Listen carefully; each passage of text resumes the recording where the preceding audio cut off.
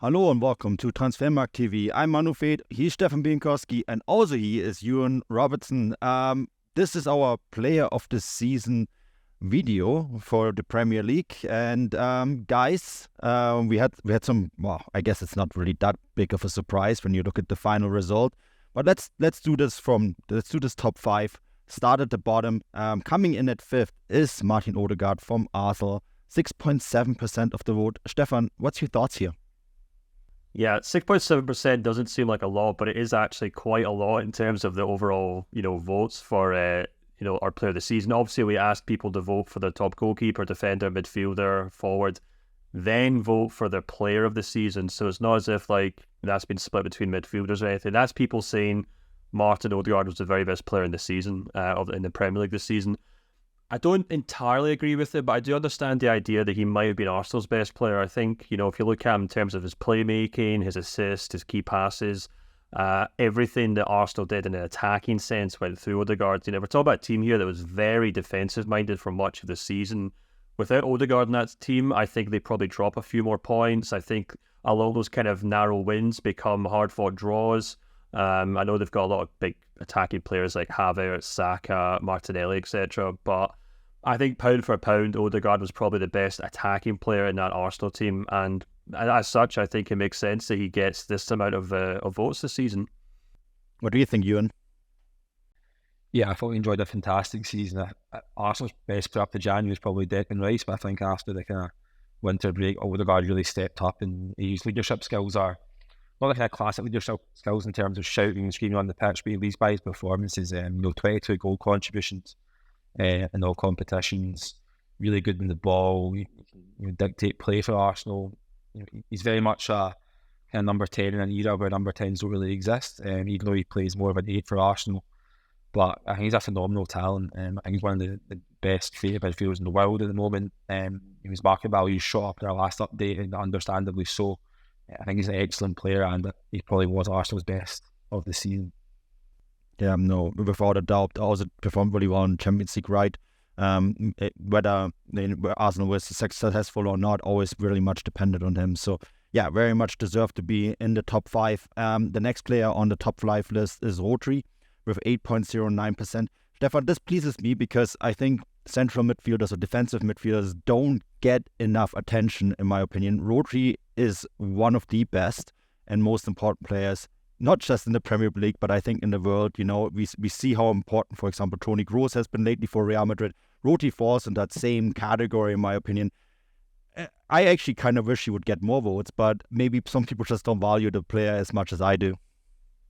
No, you're absolutely right. It shows how, intelligent our Transfermarkt users are, that they kind of voted for a defensive player that's high up the list. As you're absolutely right. These kind of votes do tend to skew in favour of attacking players. It's very easy to look at who scored the most goals and just kind of simply say, right, that's the best player in the league. But, Rodri has become indispensable in Pep Guardiola's team. You could kind of pick a handful of players from that team and say, yeah, they're world class, but only very few of them, rather, shall I say, are indispensable. And I think Rodri is probably one of those players. His record for as an unbeaten player in Manchester City ahead of the FA Cup final was insane. I don't have the numbers to hand, but we're talking about multiple months as an undefeated player for Manchester City. And yeah, he just does basically for Man City what Pep Guardiola used to do as a player. He's a very kind of handy player. He mops up in midfield, he breaks up attacks, he even kind of gets forward and creates chances and score goals when necessary.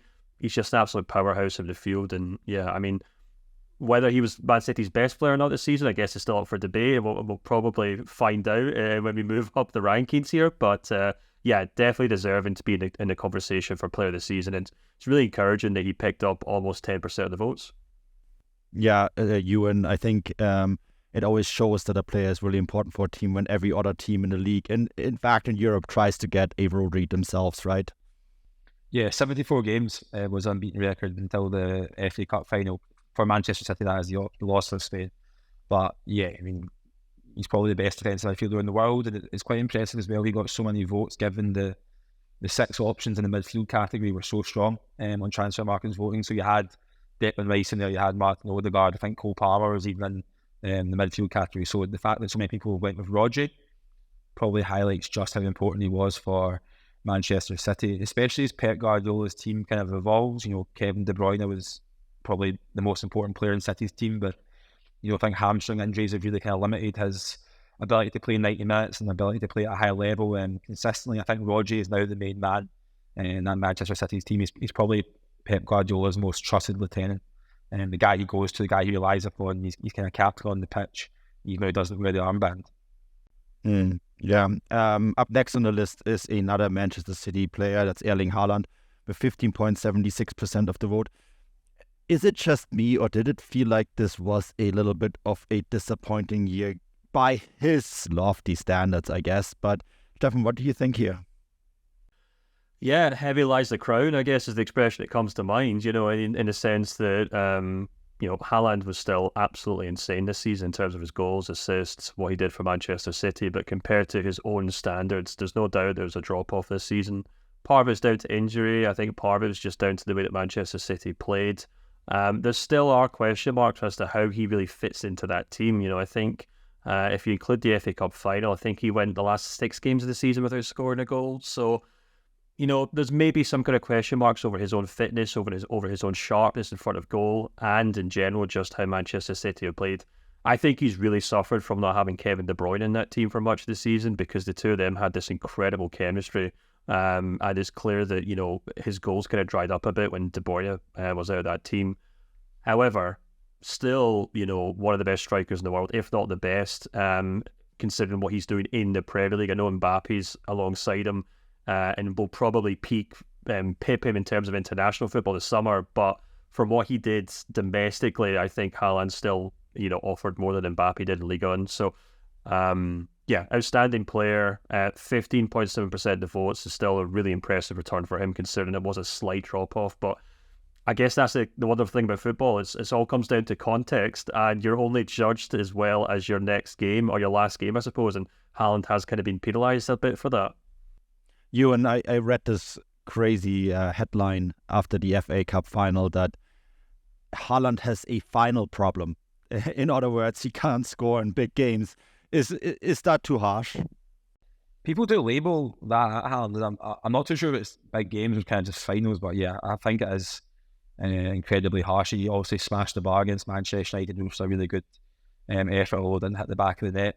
I completely agree with what Stefan said. He's judged off his own ridiculously high standards. He still averages more than a goal contribution every game in the Premier League this season. 32 goal contributions in 31 games, 6 and 9 in the Champions League.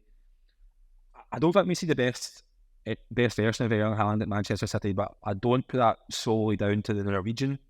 I think it's how Pep Guardiola's set up is. You look back and some people look how he was at Dortmund. He was electric. They'd pace him behind. His link up with Jadon Sancho, for example, was breathtaking. He doesn't quite have that at City, but I just think the players and the way that City plays quite a slow, methodical build-up, and it doesn't always suit Haaland's game. I think he's probably better in a more counter-attacking team. Yeah, he's incredibly fast, isn't he? And he lifted off that speed in a team that had the more space in front of them. But it'll be interesting to see how Pep Guardiola is trying to solve Haaland's final problem next year. Up next on the list is Cole Palmer from Chelsea, and what an incredible year he had in playing for a Chelsea side that started really poorly, but had an incredible run to see out the season. It wasn't enough to save poor Mauricio Pochettino's job, but yet, this is about Cole Palmer and his incredible year. Stefan, let's try to sum it up, because this is a fantastic player. Yeah, I mean, you mentioned Pochettino there, but I think that is necessary context, because Chelsea have been an absolute circus this season, on and off the pitch. And, I think Pochettino deserves a huge amount of credit for the way that Chelsea managed to finish this season, looking like some sort of cohesive team. But I think so much of that credit has to go down to Cole Palmer. Not to say that he was...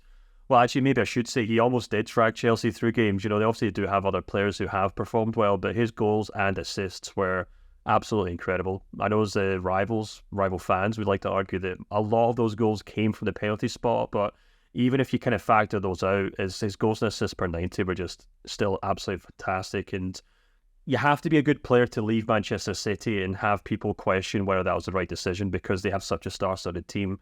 But when you consider that Palmer finished second in our list with 20.41% of the votes, it goes to show that not only was he so good on his own, but to perform so well in this Chelsea team to the extent that people were questioning whether Man City should have actually kept him and could have used him this season.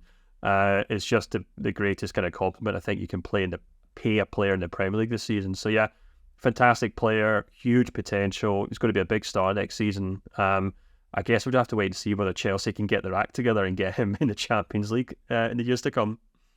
Yeah, you made this point a few weeks ago in our work chat. Cole Palmer, best striker in the Premier League. Elaborate. I think Palmer's probably been the best player in the Premier League this season. I know he didn't win other award, but for me, he's been easily the best player in the league. I mean, he's either a kind of attacking midfielder or a winger, and only Kylian Mbappe and Harry Kane have more goal contributions in the top 5 league this season. Factor that in the fact he didn't have a pre-season with Chelsea because he was still at City. He scored in the Super Cup final for City, I'm sure, before moving to Chelsea. Like Stefan says, he's part of a team which has not been a cohesive unit at all. His attacking numbers are literally insane. It's quite interesting you mentioned Will Guardiola regret letting him go. By all accounts, Bernardo Silva might move on in the summer, which leaves City with a gap in the right of their attack.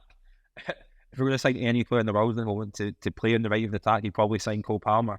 Yet City let him go for a relatively modest fee, and his market value in transfer markets shot more than any other player in the Premier League this season by 65 million.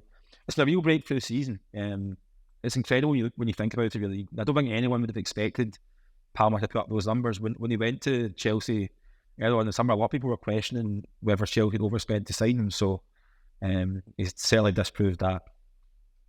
Yeah, no, absolutely. I think there can be a good argument to be made that he was the best player in the Premier League, but that award is going to someone else, according to our Transfermarkt readers and the community. Phil Foden picks up 23.34% of the vote to take the prize. I mean, he's an incredible player, Stefan. Yeah, he really is. And just to kind of put it into context, that's only 2.93% more of the vote than Cole Palmer. So it really was neck and neck between these two outstanding players.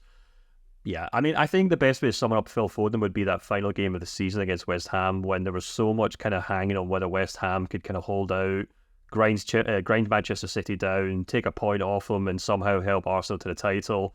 And then, 70 seconds into the game, Phil Foden steps up and just fires home an incredible long shot from outside the box. He then doubles the lead shortly after that. And that's just Phil Foden for us this season. We've talked so many years about him kind of in and out of the team, whether Pep Guardiola trusted him enough, whether he was getting enough game time. But and I guess he was a little fortuitous that Kevin De Bruyne had picked up a lot of that big injury this season, that there was that gap in the side. But he really has slotted into that number 10 role and made it his own this season. And that's no easy feat at Manchester City because, we're talking about Kevin De Bruyne, who's probably been the best midfielder in arguably in the Premier League era. He really is up there with your Steven Gerrards and world-class players like that since, 1992, 1993, if you will. So he's stepping into big shoes. And the fact that he's not only done that, but gone on to win Player of the Year with a Manchester City side who've, really confidently made sure they won the league is just incredible credit to him. He's got a big summer ahead of him for England at the Euros, of course, as well. But perhaps more excitedly for him and Manchester City fans, he's now kind of established himself as the main man at Man City going forward. And, the sky's the limit for him. Yeah, your thoughts on Phil Foden's season? Yeah, brilliant season. I just mentioned there that Man City have a problem in the right, and that's because I forgot about Phil Foden, but that's because I consider him the heir to Kevin De Bruyne. I think he's already taken over that mantelpiece. Certainly not through this season, but I can see De Bruyne getting phased out over the next 12 to 18 months. I can see Foden moving inside. That's where I think his best position is as a number 10. Stefan mentioned England. It's going to be really interesting to see how they line up this summer. How do you use Foden? Because traditionally Southgate's used him off the left to accommodate Saka and obviously Bellingham. It's a real dilemma. It's probably quite a good one to have, and probably the envy of most coaches in the tournament. An incredible season. You have to think back to the Champions League final when City beat Inter Milan last season. Foden didn't even start that game, which is unimaginable now given how important he's became.